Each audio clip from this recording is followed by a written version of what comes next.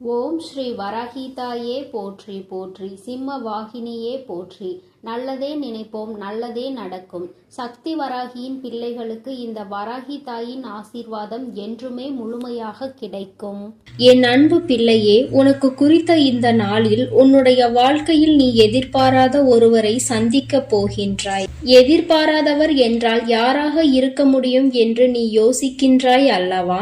என் தங்கமே, நீண்ட நாட்களாக நீ சந்திக்க வேண்டும் என்று நினைத்த ஒருவர், பல நாட்களாக அவரை சந்திக்க நீ முயற்சி செய்தும் நடக்காமல் போன ஒருவரை நீ நான் குறித்த நாளில் சரியாக நீ எதிர்பார்க்காத ஒரு நேரத்தில் அவரை சந்திக்க வேண்டிய கட்டாயம் உனக்கு ஏற்பட்டிருக்கின்றது.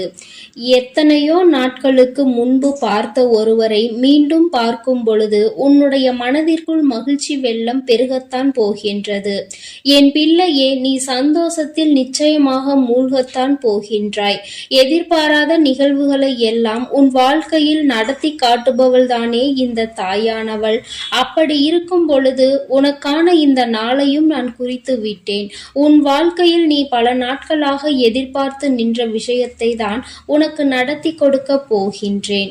நான் இதை உனக்கு நடத்தி கொடுப்பதற்கு ஒரு காரணம் இருக்கிறது. என் குழந்தையே, நம்முடைய மனதிற்குள் எத்தனை வேதனைகள் இருந்தாலும் நமக்கு பிடித்த ஒருவரை சந்திக்கும் பொழுது அவர்களிடத்தில் நம் மனதில் இருக்கின்ற அத்தனை கஷ்டங்களையும் கொட்டி தீர்க்கும் பொழுது உன்னுடைய மனதில் இருக்கின்ற அத்தனை பாரங்களும் இறங்கிவிடும் அல்லவா? அப்படிதான் நீ சந்திக்க போகின்ற ஒருவரும் உனக்கு இருக்க போகின்றார்.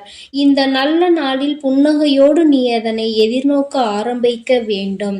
நிச்சயமாக என் தங்கமே, உன்னுடைய வாழ்க்கை உனக்கு நல்லதை கொடுக்க வேண்டிய கட்டாயம் இப்பொழுது வந்துவிட்டது. நான் குறித்த இந்த நாளில் என் குழந்தை, உனக்கானதை எல்லாம் நீ பெற்றுக்கொள்ள வேண்டும் என்றுதான் உன் அம்மா உன்னிடத்தில் சொல்ல வந்திருக்கின்றேன். என் பிள்ளையே, நீ சந்திக்க போகின்றவர் ஒரு காலத்தில் உன் மனதிற்கு மிகவும் நெருக்கமானவர்களாக இருந்தார்கள். அவர்களை நீ சந்திக்க வேண்டியது உனக்கு இப்பொழுது கட்டாயமாக இருக்கின்றது. உனக்கு இந்த வாய்ப்பை அதனால்தான் கிடைத்திருக்கின்றது. என் பிள்ளையே, நிச்சயமாக இதை கேட்டுக்கொண்டிருக்கின்ற 150 பேருக்காவது இந்த சூழ்நிலை நடந்துவிடும். என் குழந்தையே, சந்தித்து விட்டு அதன் பிறகு நிச்சயமாக உன்னுடைய மனதில் இருக்கின்ற பல குழப்பங்களை நீ மறந்து, தேவையில்லாத சிந்தனைகளை மறந்து மகிழ்ச்சியோடு நீ இன்றைய நாளில் நல்லபடியாக கடந்து வந்து விடுவாய். என் தங்கமே, நிச்சயமாக நீ பணம் சம்பாதிப்பது மட்டுமே வாழ்க்கையின் மகிழ்ச்சி என்று நினைத்து கொண்டிருக்காதே. பெரும்பாலான சூழ்நிலைகள் பணத்தை வைத்துதான் இருக்கிறது என்பதை உன் தாயானவள் நான் நன்கு புரிந்து கொண்டிருக்கிறேன். ஆனால் பணத்திற்காக மட்டுமே ஓடிக்கொண்டு, பணத்தை மட்டுமே தேடிக்கொண்டு வாழ்க்கையில் இது போன்ற சில நட்புகளும் உறவுகளும் இல்லாமல் நீ வாழ்ந்து விடாதே. என் தங்கமே, என்னதான் பணம் உனக்கு தேவைப்பட்டாலும், உன்னுடைய இல்லத்தில் இருந்தாலும் சில உறவுகளினுடைய அன்பையும் நீ தேக்கி வைத்திருக்க வேண்டும். உன் மீது உண்மையான அன்பு வைத்த உறவுதான் உன்னை தேடி வருவதாக நான் சொல்கின்றேன். என் தங்கமே, காரணம் இல்லாமல் நான் உன்னிடத்தில் எதையும் கொண்டு வந்து சேர்ப்பது கிடையாது. அம்மா திடீரென்று எதிர்பாராத ஒருவரை சந்திப்பாய் என்று சொல்கின்றாளே, இது என்ன வேடிக்கையாக இருக்கிறது என்று நீ நினைப்பாயானால் நிச்சயமாக அது உனக்கு வேடிக்கை காட்டத்தான் போகின்றது என்பதை நீ மறந்து விடாதே. இங்கே உறவுகள் எல்லாம் பணம் இருந்தால் உன்னை நல்லபடியாக உபசரிப்பார்கள், இல்லை என்றால் உன்னை அவமானப்படுத்தி விடுவார்கள். இதுதான் இன்றைய காலத்தில் நடந்து கொண்டிருக்கின்றது என்பதையும் நான் நன்கு உணர்வேன். ஆனால் உண்மையாகவே நான் சொல்கின்ற இவர் பணத்திற்காக உன்னிடம் பேசியதில்லை. பணம் வேண்டும் என்று ஒரு நாளும் உன்னிடத்தில் கேட்டதில்லை. பணம் மட்டுமே முக்கியம் என்று ஒரு நாளும் சொன்னது இல்லை. பணம் இருக்கின்றதோ இல்லையோ, உன்னோடு உன் தோள் மீது கை போட்டு அன்று உனக்கு எத்தனை ஆறுதலாக இருந்தார்களோ அதே ஆறுதலை உனக்கு இப்பொழுது கொடுக்கக்கூடிய ஒரு உறவுதான் என் பிள்ளையே உன்னை தேடி வரப்போகின்றது. யதார்த்தத்தை புரிந்து கொள்ளாத வரை வாழ்க்கையில் எதுவுமே யாருக்கும் புரிய போவது கிடையாது. உண்மையாக ஒருவர் உன்னை புரிந்து கொண்டார்கள் என்றால் வாழ்க்கையினுடைய யதார்த்தம் என்னவென்பதை தெரிந்து அவர்கள் நடக்க வேண்டும். எல்லோருக்கும் இங்கு நாம் பார்க்கின்ற கண்ணோட்டத்தை பொறுத்தது எல்லாமே மாறுபடும். பிடித்தவர்கள் தவறு செய்தால் அதை நாம் பெரிதாக எடுத்துக்கொள்வதில்லை. அதே நேரத்தில் ஒரு பிடிக்காதவர் சிறியதாக ஒரு தவறை செய்துவிட்டால் கூட மலை போல அதை குற்றமாக பார்க்கின்றோம். இது யதார்த்தம் என்று விட்டுவிட வேண்டும். எப்பொழுது இதுவெல்லாம் புரிகின்றதோ அப்பொழுது இந்த வாழ்க்கையில் உனக்கே ஒரு நல்ல தெளிவு கிடைத்துவிடும். என் தங்கமே, வாழ்க்கையில் சிக்கனம் என்றால் என்ன தெரியுமா? ஒருவன் பணத்தை எந்த அளவிற்கு குறைவாக செலவு செய்கிறான் என்பதை பொறுத்தது கிடையாது. அதை எவன் எவ்வளவு உபயோகமாக செலவிடுகிறான் என்பதை பொறுத்தது. நான் சொல்வது உனக்கு புரிகின்றதா? பணத்தை செலவு செய்யாமல் பூட்டி வைத்து கொண்டே இருப்பது ஒன்றும் சிக்கனம் அல்ல. அதை தேவையான காரியங்களுக்கு, இக்கட்டான சூழ்நிலைகளுக்கும் நீ சரியாக அதனை பயன்படுத்த வேண்டும் என்றுதான் உன் அம்மா சொல்கின்றேன்.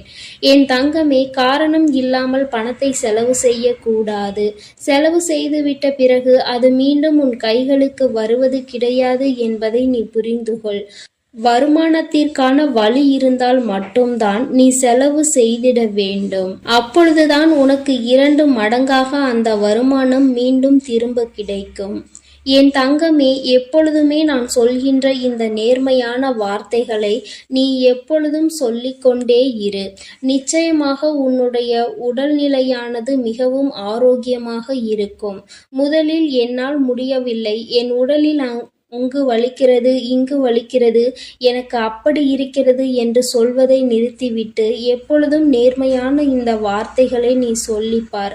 உனக்கே உன்னுடைய உடலில் பல நல்ல மாற்றங்கள் தெரிய வரும். நான் மிகுந்த ஆரோக்கியத்தோடு இருக்கிறேன். நான் என்னுடைய உடலை அக்கறையோடு பேணி காக்கிறேன். நான் உடற்பயிற்சியை விரும்பி செய்து கொண்டிருக்கிறேன். நான் நல்ல ஆரோக்கியமான உணவை மட்டுமே எடுத்து கொண்டுள்ளேன். உடல் உறுப்புகள் எல்லாம் சீராக தான் இருக்கிறது. உடல் எடையை பராமரித்து கொண்டிருக்கிறேன். என் உடல் உறுப்புகள் எனக்கு காட்டும் அறிகுறிகளை எல்லாம் நான் உற்று நோக்கி கவனிக்கிறேன். ஆரோக்கியமாக இருப்பது எனக்கு மிகவும் எளியது.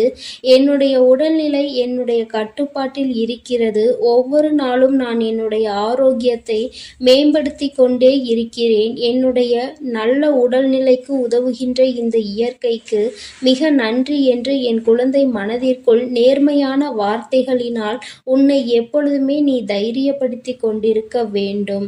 உன்னுடைய உடல் ஆரோக்கியத்தை பேணி காத்து கொண்டிரு. அதன் பிறகு உனக்கு உடல்நிலை சரியில்லை, இது சரியில்லை, அது சரியில்லை என்று ஒரு நாளும் உன் வாயிலிருந்து வார்த்தைகள் வரக்கூடாது. அப்பொழுது உன்னுடைய உடலை நோய்களும் தாக்காது என்பதை நீ புரிந்து கொள்வாய்.